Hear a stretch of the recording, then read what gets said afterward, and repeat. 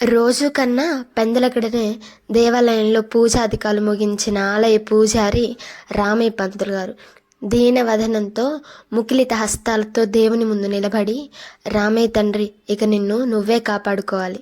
నీ మాన్యాలతో పాటు చివరకు నీ ఆలయాన్ని కూడా ఆక్రమించుకుంటున్నారు.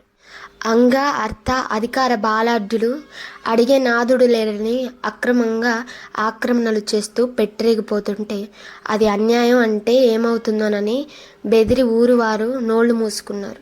వీరందరి మధ్యలో అడిగే నోరున్న అర్హత లేని అర్భకుడిని నేను.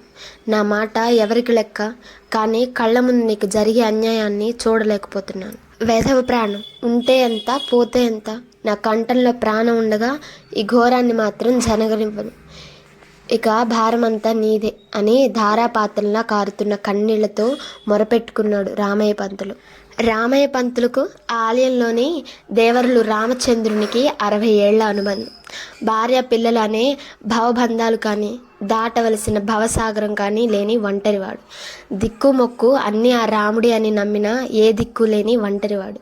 విచిత్రమేమో కానీ పుట్టి బుద్ధెరిగిన నాటి నుండి ఒక్కనాడు అనారోగ్యంతో మంచం ఎక్కింది కానీ, ఆ కోదండరాముని సేవకు దూరమైంది కానీ లేదు. మొల కింద కాషాయం రంగు అంగవస్త్రం, భుజం పైన వేలాడే ఉత్తరీయం తప్ప మరో ఆచ్ఛాదన లేని తెల్లని జామ పండుల భుజభుజ పండి ముడతలు పడిన తేజోవంతమైన తెల్లని శరీరం. 80 పడిలో ఉన్న మనిషిలో ఎక్కడ అలసటి ఛాయలు మాత్రం చాచాయ మాత్రంగానైనా కనపడవు. చారెడంటే చారెడు బియ్యం, అందులోనే పిడికెడు పప్పు, ఏవో దొరికిన కూరగాయలన్నీ కలిపి ఉడికించిన మధ్యాహ్నం భోజనం చేస్తాడు. ఒకవేళ ఎవరైనా భోజనం వేళకు వస్తే వండిన భోజనం కృష్ణార్పణం అని వారికి పెట్టి మంచినీళ్లతో కడుపు నింపుకుంటాడు తప్ప మరోమారు ఎసరు మరిగించడు. సాయంత్రం పాలో పండ్లో స్వామివారి ప్రసాదము ఆహారం అంతే.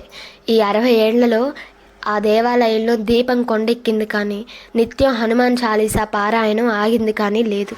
ఒకప్పుడు రాజులు జమీందారులు ఇచ్చిన మాన్యాలతో రాజులా వెలిగిన రాముని వైభవం నానాటికి తీసుకట్టు నాగంబొట్టు అన్న చందంగా మసకబారింది.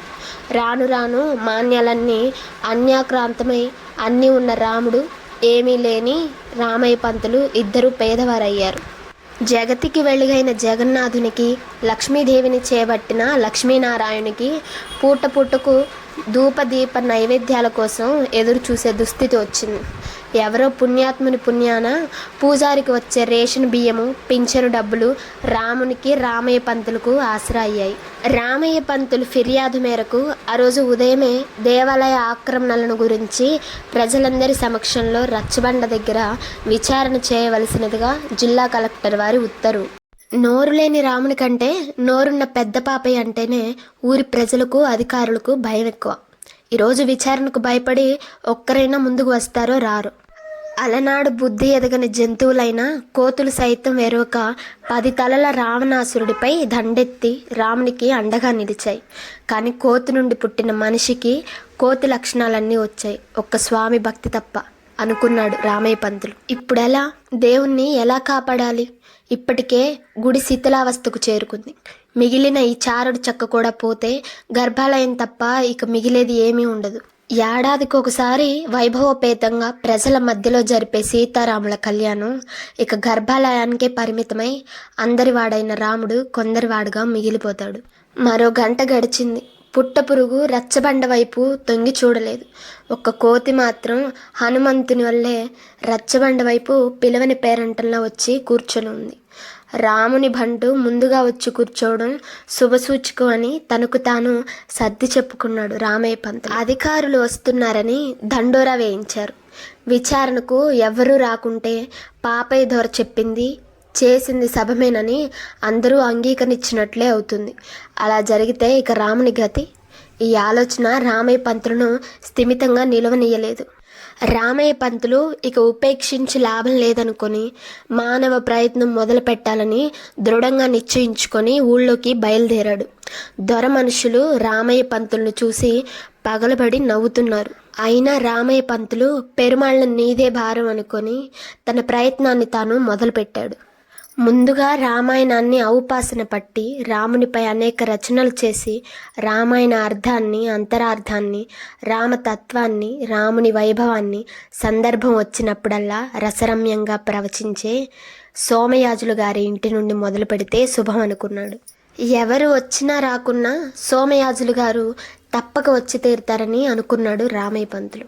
సోమయాజులు గారిని చూసి నమస్కారం స్వామి అంటూ కొండంత ఆశతో గుమ్మంలో అడుగుపెట్టాడు. నమస్కారం, రండి రండి, రాముని బంధువులు మా బంధువులయ్యారేలా అంటూ ఒకంత ఆశ్చర్యాన్ని వెలిబుచ్చుతూ లేచి నిలబడి సాధారణంగా రామయ్య పంతులు గారిని ఆహ్వానించారు సోమయాజులు. రాబందుల కారణంగా రాముని బంధువుల అవసరం వచ్చింది అంటూ ఈరోజు రాముల వారి గుడి ఆక్రమణ గురించిన విచారణ ఉందన్న విషయం తమరు ఎరుగనిది కాదు కదా. తమరికి తెలియని గుడి, తమరు ఎరుగని రాముడు కాదు కదా.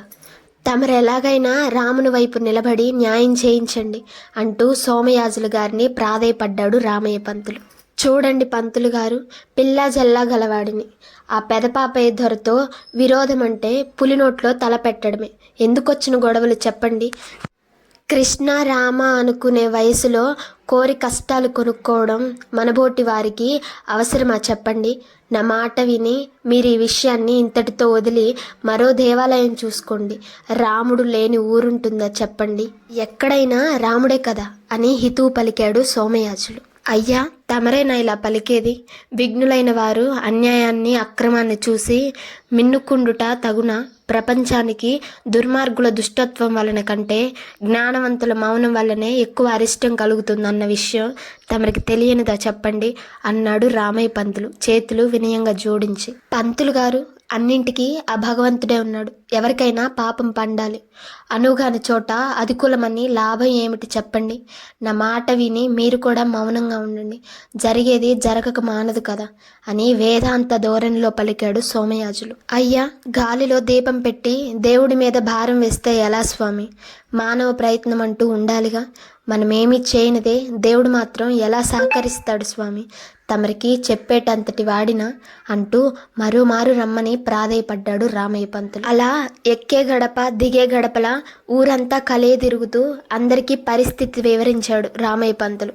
దారిలో కలిసిన ఖురాను పాఠాలు బోధించే అబ్దుల్ సాహెబ్కు, పెద్ద మసీదు మౌల్వీ యాకూబ్ సాహెబ్కు కూడా విషయం చెప్పి రమ్మని అర్థించాడు.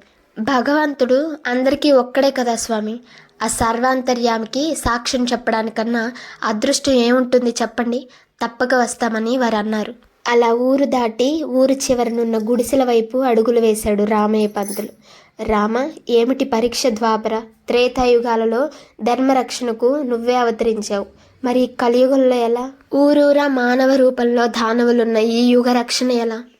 ఈ గండాన్ని ఎలా గట్టెక్కిస్తావో నీదే భారం తండ్రి అని పరిపరి విధాలుగా ఆలోచిస్తూ గుడిసెలకు దగ్గరగా చేరుకున్నాడు. ఇంటి ముందు మంట వేసి డప్పు కాపుతున్న భక్కులు అయ్యగారిని చూడగానే తాగుతున్న చుట్టను నలిపి చెవిలో పెట్టుకొని, దండాలు పంతులు గారు, ఇటెందుకు వచ్చారయ్యా? మైల పడతారు బాబయ్య అన్నాడు వినయంగా నిలబడి తలకు కట్టిన రుమాలును తీసి సంకలో మలిసి పెట్టుకుంటూ. రామునికొచ్చిన కష్టాన్ని భక్కులకు కూడా చెప్పాడు రామయ్య పంతులు. బాబయ్య, మనుషులు మమ్మల్ని దేవునికి దూరం పెట్టినా మా మనసులు దేవునికి ఎప్పుడూ దూరం కాలేదు బాబయ్య. ఒక్క నిమిషం బాబయ్య అని ఒరే ఎంకులు, లచ్చులు, రాజులు అందరూ బయలుదేరండిరా అంటూ ఉన్న పలాన అంతా అయ్యగారి వెనకాలే బయలుదేరారు. రోజు గుడికి క్రమం తప్పకుండా వచ్చే స్వామిని దర్శించుకునే సావుకారులు, దేవునికి నైవేద్యం పెట్టనిదే ఎంగిలిపడని బ్రాహ్మణులు, శ్రీ వైష్ణవులు, దేవుని దగ్గర ప్రత్యేకంగా ఆసీనులయ్యే కాపులు, కర్ణాలు ఒక్కరంటే ఒక్కరు రచ్చబండ దగ్గరకు రాలేదు. కానీ అంటూ ముట్టు అని నిందించి దేవునికి దూరంగా నెట్టబడిన వారు, పండగకో పబ్బానికో తప్ప దేవుని ముఖమైన ఎరుగని శూద్రులు మాత్రం తమ కష్టాలు తీర్చుకున్నా దేవుని కష్టాన్ని తీర్చడానికి, న్యాయాన్ని ధర్మాన్ని నిలబెట్టడానికి దొరకు ఎదురొడ్డి నిలబడ్డారు. చివరకు వానరం కూడా అంగుళం కదలకుండా అక్కడే కూర్చుంది. ఎవరు అదిలించినా బెదిరించినా ఏమీ పట్టనట్లు తన సహజ స్వభావానికి విరుద్ధంగా మౌనంగా కూర్చుంది. దేవుని గురించి, ధర్మం గురించి, న్యాయం గురించి గొప్పగా ఉపన్యాసాలిచ్చే సోమయాజులు వంటి మాటలు మనుషులుంటారు కొందరు. వీరి పెదవులు మాత్రమే చెప్పిస్తాయి, సహాయానికి చేతులు మాత్రం ముందుకు రావు. వీరికి దేవుని కంటే మనుషులంటేనే భయం ఎక్కువ. దేవునికి పత్రో ఫలమో జలమో ఇచ్చి మచ్చిక చేసుకోవచ్చనే నైజం వీరిది. వీరికి లౌక్యం కూడా ఎక్కువే. దేవుడు, ధర్మం, న్యాయం అన్నీ సమయానుకూలమైన మాటలే. ప్రతి అంశాన్ని వారికి అనుకూలంగా మలుచుకునే మెట్ట వేదాంతం వీరికి వెన్నతో పెట్టిన విద్య. మాటలతో కోటలు కడతారే కానీ కాళ్ళు మాత్రం గడప దాటవు. వారి బలహీనతను కప్పిపుచ్చుకోవడానికి అంతా దేవుని మీదకి నెట్టి చేతులు దులుపుకుంటారు. వీరు తరచుగా మాట్లాడే మాటలు అంతా దేవుడు చూస్తూనే ఉన్నాడని, కలికాలమని, పాపం పండాలని అంటూ కాలం వెళ్ళబుచ్చుతారు. వీరికన్నా దేవుడున్నాడో లేడో తెలియని వారు రాముణ్ణి నమ్మినా నమ్మకున్నా దేవుడికి అన్యాయం అనగానే ధర్మం పక్షాన, న్యాయం పక్షాన, దేవుని పక్షాన గట్టిగా అధికారాన్ని ఎదిరించి నిలబడ్డారు. జాతికి తక్కువని దూరం పెట్టిన వారే నేడు ఈ జాతి ఔన్నత్యాన్ని చాటి చెప్పి పురుషోత్తమునికి వారసులుగా ధైర్యంగా నిలబడ్డారు అనుకున్నాడు రామయ్య పంతులు. నిజానికి దైవం దృష్టిలో కుల, మత, ధనిక భేద అనే అంతరం లేనే లేదు. ఆయనకు అందరూ సమానమే. పశు పక్షాదులలో, క్రిమి కిటకాలలో అంతరాలను చూడకుండా ప్రేమించినట్లే భగవంతుడు మనుషులను కూడా ప్రేమిస్తాడు. ఈ అడ్డుగోడలన్నీ మనుషులు కట్టుకున్నవే తప్ప దేవునికి అడ్డురావు అనుకున్నాడు రామయ్య పంతులు. దేవుడి సెంటిమెంట్తో ముడిపడిన ప్రజల ఆకాంక్షను గ్రహించిన పెదపాపయ్య తెలివిగా వ్యవహరించి దేవుని స్థలాన్ని వదిలేశాడు. ప్రజాగ్రహం కట్టలు తెంచుకుంటుందని భయపడి దేవుని మాన్యాలను కూడా వదిలేశాడు. రామ, కలియుగంలో నీకు దూరమైన వారిని దూరం చేసిన వారిని, అందులో నిజమైన భక్తులెవరో తెలిపే నీ లీలామృత వినోదమా తండ్రి ఇది. కలియుగంలో ధర్మరక్షణకు ఒక్క అవతారం చాలదని ఇలా మంచి మనసున్న మనుషులతో మాయలు చేస్తున్నావా స్వామి అనుకొని మురిసిపోయాడు రామయ్య పంతులు. ఆ ఏడు రాముని కళ్యాణం ఘనంగా గుడిలో జరిగింది. సీతారాముల కళ్యాణాన్ని ఎవరేమనుకున్నా లెక్క చేయక భక్కుల దంపతుల చేతుల మీదుగా వైభవోపేతంగా జరిపించాడు రామయ్య పంతులు. అలా దూరమైన రాముని నిజమైన బంధువులను తిరిగి రాముని సన్నిధికి చేర్చడం గొప్ప విశేషం.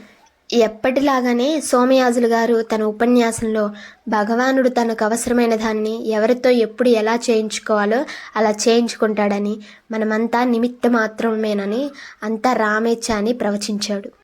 కానీ అలా శూద్రులను దేవుని దగ్గరకు తీసి సాంప్రదాయాలను భ్రష్టు పట్టిస్తున్నారన్న గుసగుసలు కూడా అక్కడ కొందరి నోట వినిపించకపోలేదు. కానీ రాముని ఆలయాన్ని కాపాడడానికి పనికిరాని సాంప్రదాయం, అర్హత లేని వారు మాట్లాడే ఆ మాటలను విన్న రామయ్య పంతులు రాముని వంక చూస్తూ ముసిముసిగా నిజమైన వారసుల చేతనే రాముడు పూజలు అందుకున్నందుకు రామయ్య పంతులు మహదానందం పొందాడు.